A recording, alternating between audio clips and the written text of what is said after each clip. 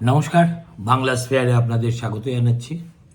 ভোটের আগে খয়রাতি দান প্রসঙ্গে আজকে প্রধান বিচারপতির বেঞ্চ অনেক লম্বা চওড়া কথা বলেছেন, কিন্তু এগুলো তাদের যে অর্ডার তাতে লিপিবদ্ধ করেননি। কিন্তু শুধুই তাদের এজলাসটাকে একটা প্রায় ছাত্র পড়ানোর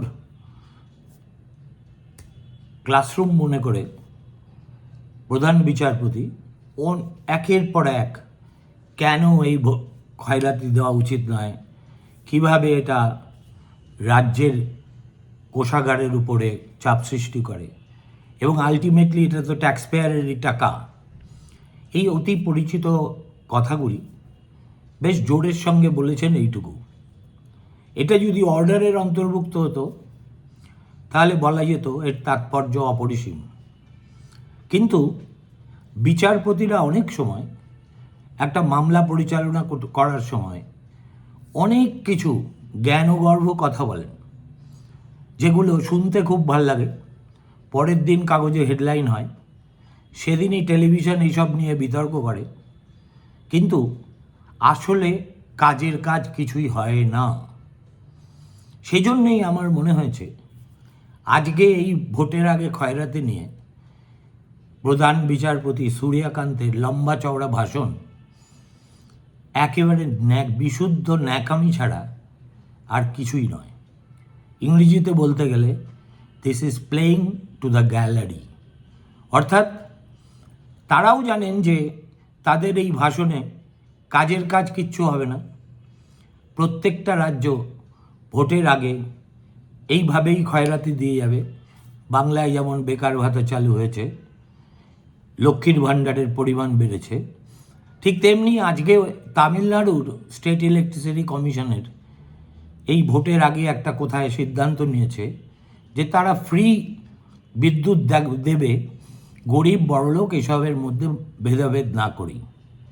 এবং এই মামলা যখন চলছিল তখনই সূর্যকান্ত এইসব একটা লম্বা ভাষণ দিয়েছেন।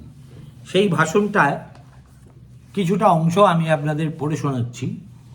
তিনি বলেছেন যে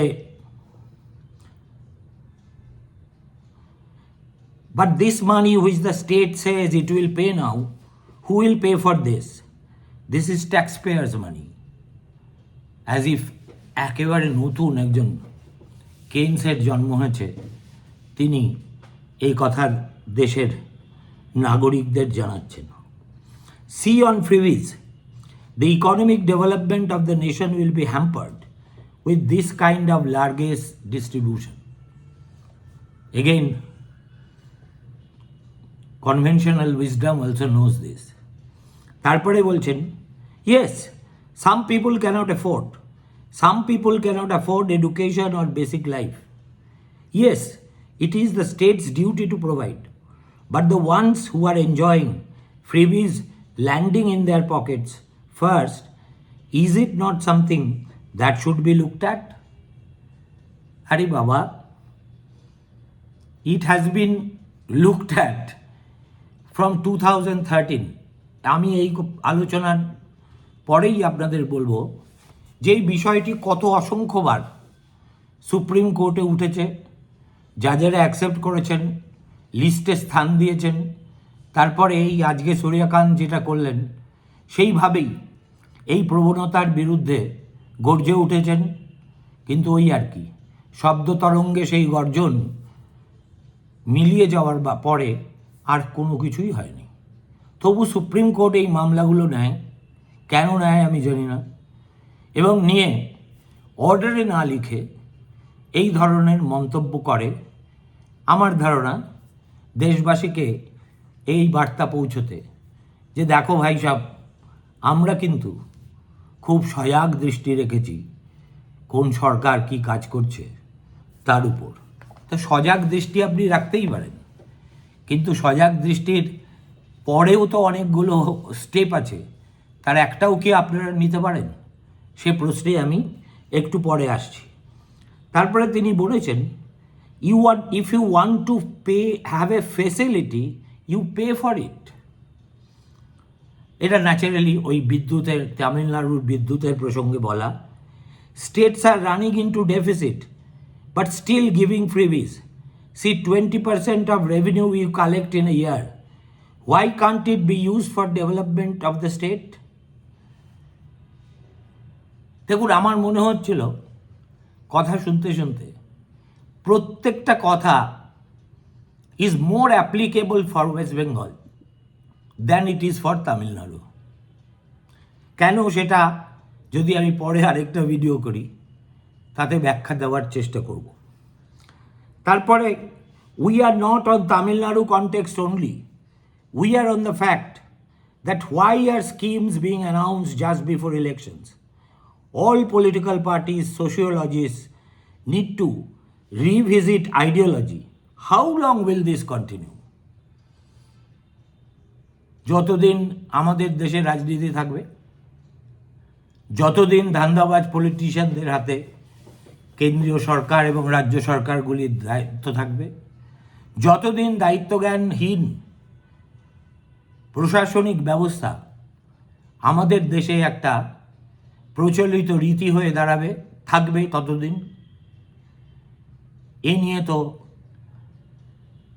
ঠক বাঁচতে গাঁ উজাড় হয়ে যাবে, কিন্তু আলাদা করে কাউকে কাঠগড়ায় তোলা যাবে না।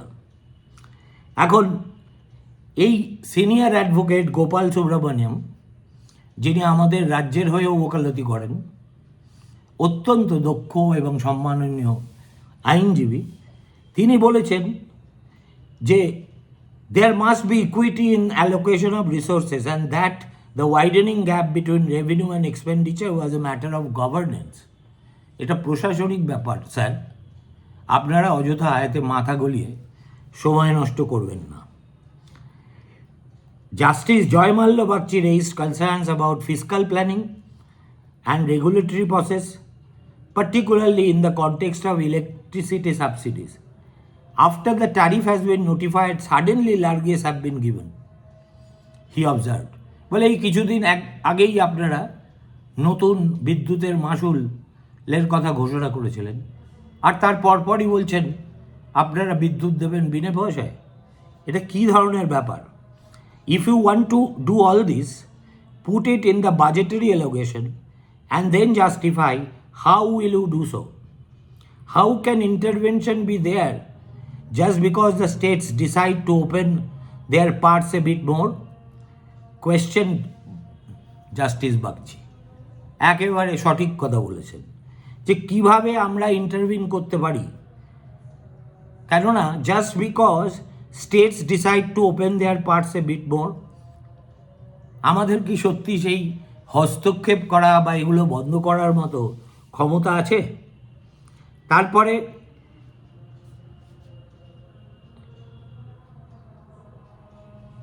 এটা যেহেতু অর্ডারের হিসেবে অর্ডারের মধ্যে লেখা হয়নি, অতএব সঙ্গত কারণেই এটা হেডলাইন হওয়া ছাড়া এই ধরনের স্টোরির আর কোনো গতি আছে বলে আমার মনে হয় না। সেই জন্যেই আমি অনেক দুঃখের সঙ্গেই আজকে লিখতে বাধ্য হয়েছি যে এই নাটক সুপ্রিম কোর্টে সেই 2013 সাল থেকে চলে আসছে, এখন সেটা একটু ঘন ঘন হচ্ছে এই যা, আর প্রধান বিচারপতি বদলে গেলে তাদের তিরস্কারের ভাষাটাও একটু বদলাচ্ছে, এর বেশি কিন্তু কিছু হচ্ছে না। আপনাদের আমি বলে দিই যে কিভাবে এটা, কেন সুপ্রিম কোর্ট কিছু করতে পারবে না। 2013 সালের 5ই জুলাই Subramaniam Balaji versus state of তামিলনাড়ুতে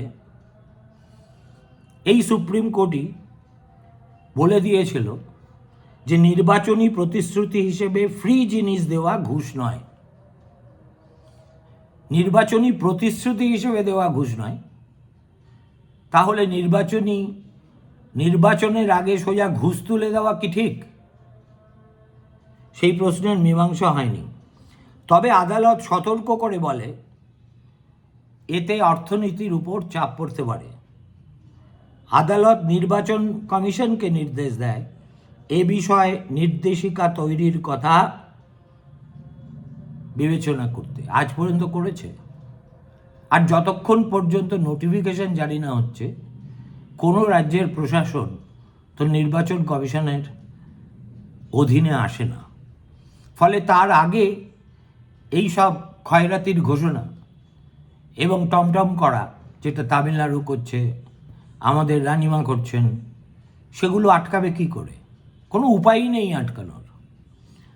এরপরে তার অনেক পরে বেলাটা আবার উঠেছিল 2022 সালের 11ই আগস্ট, এবং তখন সুপ্রিম কোর্ট বলেছিল একটা PIL অ্যাকসেপ্ট করে যে এটা অবশ্যই গুরুতর জনস্বার্থ বিষয়। তৎকালীন যিনি প্রধান বিচারপতি ছিলেন তিনি বলেন এই যে এটা একটা গুরুতর সমস্যা, তবে রাজনৈতিক দলকে এর জন্য ডিরেজিস্টার করা আমাদের কাজ নয়, আমরা সেটা করবও না। তাহলে কি করবেন আপনারা? ভাষণ দেওয়া ছাড়া এর বাইরে তো আপনাদের সত্যিই কিছু করার নেই। আদালত স্পষ্ট করে আইন প্রণয়ন সংসদের কাজ। This is where the story lies and nowhere else. সংসদ যদি আইন করে এটা নিষিদ্ধ না করে, তাহলে সুপ্রিম কোর্টের পরে যদি ইন্টারন্যাশনাল কোর্ট অফ জাস্টিসে যায় কিংবা যে কোনো আদালতে যায়, সবাই হাত গুটিয়ে বসে থাকবে, কিন্তু ভাষণ দেওয়া বন্ধ করবে না। তারপরে 1 নভেম্বর 2022 আদালত বলে বিষয়টির গুরুত্ব বিবেচনা করে 3 বিচারপতির বেঞ্চে শুনানি দরকার। আজকের বেঞ্চ তো 3 বিচারপতিরই ছিল, সূর্যকান্তের সঙ্গে জয়মাল্য আর পাচৌলি। এখন সেই রায়ে বলা হয়েছিল মানে কল্যাণ প্রকল্প মানে ওয়েলফেয়ার মেজার্স আর ভোটের আগে প্রস্তুতি দুটোর মধ্যে পার্থক্য করা দরকার। অবশ্যই করছে কে? বা আপনাদের এই হিতোপদেশ শুনছেই বা কে? এরপরে 2024 সালের 21শে মার্চ একটা PIL লিস্টেড হলো এবং আদালত নির্বাচনী ফ্রি প্রতিশ্রুতি নিষিদ্ধ করার আবেদন শুনতে রাজি হয়। তখন যিনি প্রধান বিচারপতি ছিলেন তিনিও একদম অ্যাড নসিয়াম বলেন এটি গুরুত্বপূর্ণ বিষয়, আমরা তালিকাভুক্ত করছি। একেবারে দেশ উদ্ধার করে দিয়েছেন তালিকাভুক্ত করে। তারপরে এই যে 2025 সূর্যকান্তের আগে যিনি প্রধান বিচারপতি ছিলেন তিনি এই খয়রাতি সংক্রান্ত মামলায় আমার মতে এ পর্যন্ত যতজন যত মন্তব্য করেছেন তার মধ্যে শ্রেষ্ঠ মন্তব্যটা তিনিই করেছিলেন, এবং খুব সংক্ষিপ্ত মন্তব্য, এবং এর চেয়ে গভীর অন্তর্দৃষ্টি এই ধরনের স্কিমের ক্ষেত্রে আর কারো আছে বলে আমার অন্তত মনে হয়নি। তিনি বলেছিলেন যে এই ধরনের ফ্রিবি বা খয়রাতি ট্যাক্সপেয়ারের টাকায় দিতে দিতে মানুষ এমন অলস হয়ে পড়েছে যে তারা আর কাজ করতেই চায় না। তাহলে কি আমরা একটা নেশন অফ প্যারাসাইটস বানাচ্ছি? অর্থাৎ নাগরিককে পরগাছা বানিয়ে কি জাতি তৈরি হয়? হওয়া সম্ভব? সেটা অভিপ্রেত। গাভাই সহজ কথা সহজভাবে বলতেন, কেননা তার একেবারে সামাজিক সবচাইতে বঞ্চিত শ্রেণী থেকে তিনি উঠে এসেছিলেন। ফলে কিভাবে এই ধরনের ফ্রিবি দেওয়া হয় না হয় তা সম্পর্কে তার নিজস্ব ব্যক্তিগত অভিজ্ঞতা ছিল। এরপরে 2025 ফেব্রুয়ারির পরে প্রায় 11 মাস পরে 2026 22 জানুয়ারি আদালত বলে নির্বাচনের আগে ফ্রি বিতরণ প্রশ্নটি অত্যন্ত গুরুত্বপূর্ণ বিষয়। কল্যাণমূলক প্রকল্প ও ভোটের লোভে দেওয়া সুবিধা আলাদা বিষয়। উন্নয়ন খাতে বরাদ্দ কমে যাচ্ছে কিনা তা বিবেচনা জরুরি। এই তো কি বলবো বলুন তো, সাধে তো আমি সুপ্রিম কোর্টের ন্যাকামি বলিনি। একই বিষয় উপর্যুপুরি মামলা হবে, সুপ্রিম কোর্ট সেটা লিস্ট করবে, তারপরে একই কথা হুবহু একই কথা আমাদের জ্ঞান বিতরণের জন্য একের পর এক বিচারপতি বলে যাবেন।